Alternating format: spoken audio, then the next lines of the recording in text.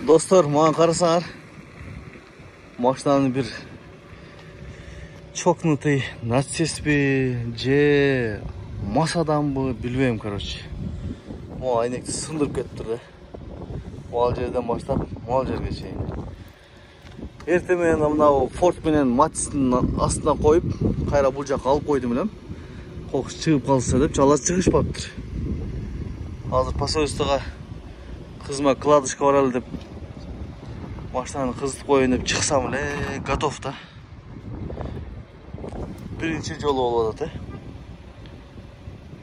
Ким кылышы мүмкүн? Бул жерде камера дагы жок экен, домдочу. В общем, короче, талкалаптыр да. Талкалаптыр просто. Этият болбосуңар дагы машиналарды. Вроде бы бул жерге машина коюшат адамдарчы, мына катарга. Ешкимде эле бир тоскоолдугу жок эле. Өтө таң калыштуу. Эми бул дагы убакыт кетет, акча кетет дегендей. Акмактар.